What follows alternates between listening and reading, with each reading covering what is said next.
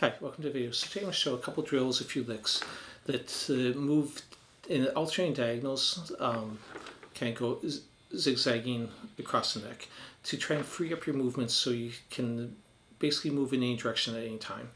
So this is the tab. You'll be able to download this for free on my Patreon page. Link is in the description. It's open to the public, so you don't have to be a member. So go ahead and play it first.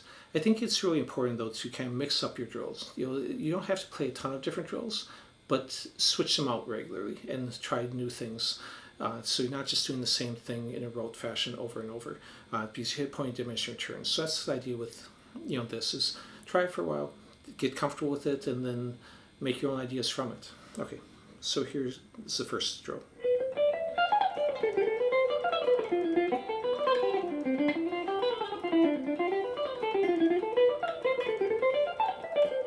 Okay, so basically what I'm doing is I'm doing two different ideas, one that goes this way and one that goes this way. The first one that moves this way, I'm basically just doing the notes, but I'm reaching, because I'm doing 2 per string, it makes me move this way. It's a 3 note per string, which kind of keeps me in the position. So if I played, I move it back an octave, I think you can see a little bit better. Basically I'm just playing B, C, D, E, F, G. Now I could just as, probably easier to do it here, B, C, D, E, F, G. But by moving in a different direction, it opens up new possibilities. So I'm not saying don't do it this way, but sometimes it's good to have another variation or a possibility. Then when I get there, I'm just adding a 3 note run, and then I'm doing a 2 note per string moving back this way. Basically in this case, I'm using the B string, which pushes everything forward one, to create the shift. So if I play these same notes without the B string, it wouldn't move at all. But because the B string throws these first 2 strings forward, it creates a shift in there. And basically I'm just running an octave but leaving 2 of the notes out. So then I'm just going to reverse directions. And we're alternating between those 2 types of ideas that I just demonstrated.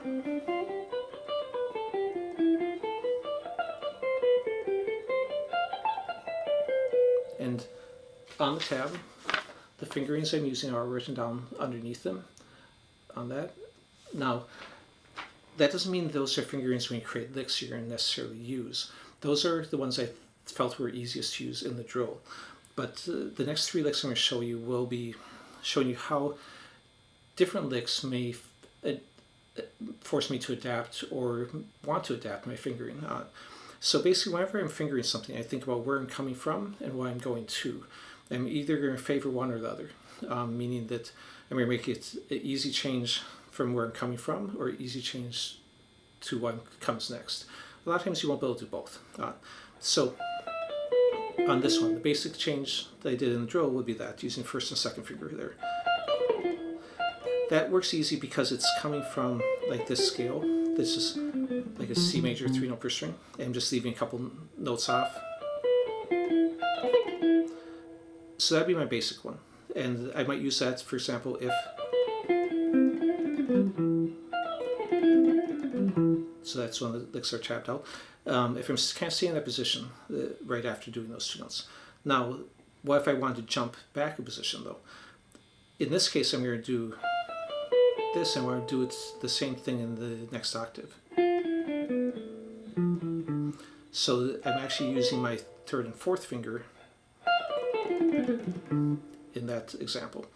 Now, I might also want to use my 2nd and 3rd finger in some cases. So maybe this time I'm going to use my 3rd and 2nd finger because I'm going to go right into this A minor arpeggio. So, or when I did the drill, when I came this direction, I used 2nd, 3rd finger because I felt, since it's coming from here, it just felt more natural than jumping to 1st and 2nd, though you could do that too. I actually did both.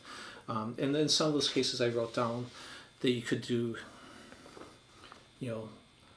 either or on some of these. Okay, so anyway, so all 3 of those licks are tabbed out. The next thing I'm going to show you is just, when you take these ideas, I wrote it all in the first 3 strings, but it doesn't have to be. If I'm taking like this first group of notes, this B, C, D, E, F, G, I can just take that whole thing and move it Sorry, the one I tabbed was this one. So I'll do the one I tabbed though. G, A, B, C, D, E. I can just move down an octave. G, A, B, C, D, E. Same thing. It's going to look a little different because the B string throws us forward. So I don't have shift back for the B, C. Here, I have shift back for B, C, and then shift again for the D, E.